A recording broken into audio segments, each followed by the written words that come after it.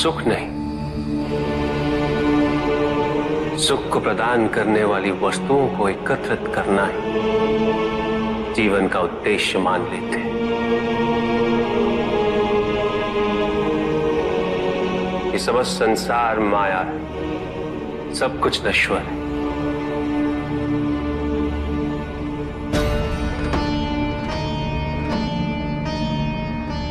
जिन वस्तुओं को हम सुख का स्रोत समझकर एकत्रित कर रहे हैं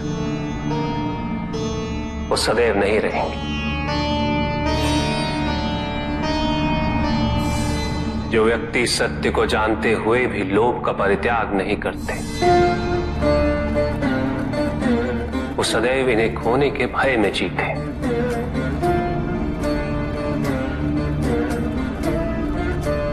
और जो व्यक्ति सत्य को जानते ही नहीं वो अहंकार में जीते।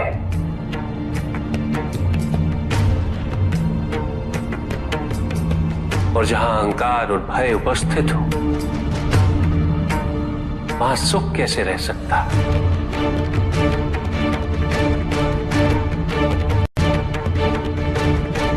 किसी को यह दुख है कि उसके पास कुछ भी नहीं और जिसके पास सब कुछ उसे ये दुख है कि पाने को कुछ शेष नहीं। सुख को हम स्वयं अपने दृष्टिकोण से परिभाषित कर देते हैं,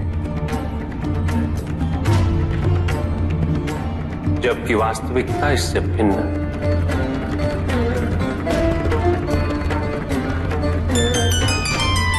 इसलिए आवश्यकता है अनासक्त रहने की। किंतु प्रभु, क्या आसक्ति स्वाभाविक नहीं है? पर दुख का मूल कारण भी तो यही है ऋषि भृगु। आसक्ति हमारे मन की शांति को छीन लेती, उसे भंग कर देती।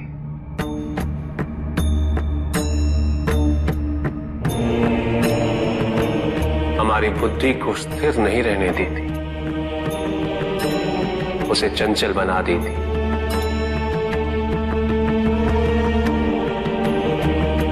आसक्ति से प्रमाद की उत्पत्ति होती।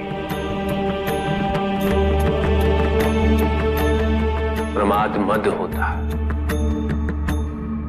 और मद अहंकार का स्रोत है। और अहंकार पूर्णतः अशुभता में परिवर्तित हो जाता है, अर्थात आसक्ति अशुभता की जननी। इसलिए अनावश्यक है। तो प्रभु, आसक्ति को अनासक्ति में कैसे परिवर्तित किया जा सकता है? और हम आसक्ति से कैसे उबर सकते हैं प्रभु? आसक्ति से मुक्त होना ही अनासक्ति है। आसक्तिहीन होने के लिए अपने और पराये का भेद मिटाना अनिवार्य है।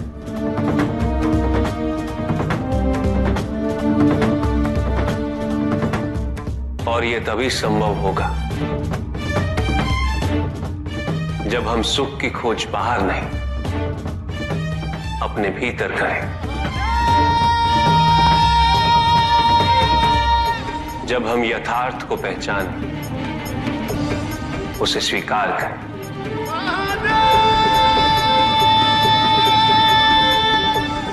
हम अपने सुख को सांसारिक तत्वों से परिभाषित नहीं करें। जब तक हम ऐसा करते रहेंगे हम बंधते जाएंगे। जब हम स्वयं अपने भीतर झांकना आरंभ करेंगे, हमारी मुक्ति का मार्ग स्वतः प्रशस्त होता जाएगा।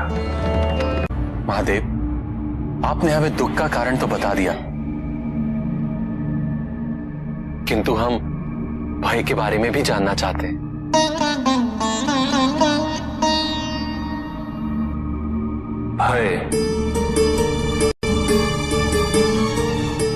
भय का स्रोत है इच्छा।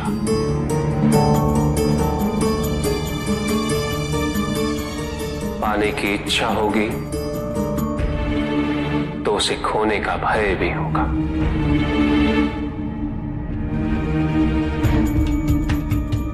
यदि जीवित रहने की इच्छा है तो मृत्यु का भय भी अवश्य होगा।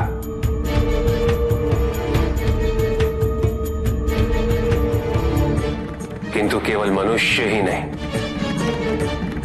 देवता, गंधर्व सभी इस भय से ग्रसित हैं।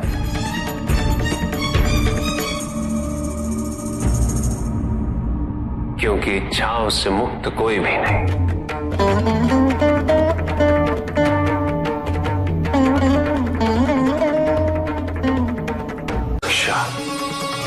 ईर्ष्या, द्वेष, परनिंदा और षड्यंत्र जैसे पाप भय से ही उत्पन्न होते हैं। और प्रत्येक पाप का प्रायश्चित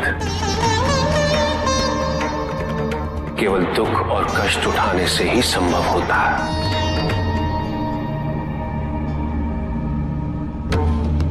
इसलिए भय भी अंत में दुख का कारण बन जाता है।